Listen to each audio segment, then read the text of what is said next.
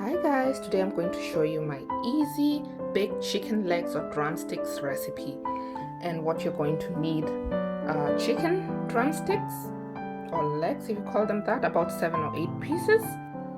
And then I also have some curry powder. I'm using a tablespoon of curry powder, 1/4 cup olive oil. You can use regular oil if you like. I also have 1/2 teaspoon turmeric and about 1/2 teaspoon salt, but you can use more to taste. The drumsticks dry using a cloth, then add all the ingredients to marinate.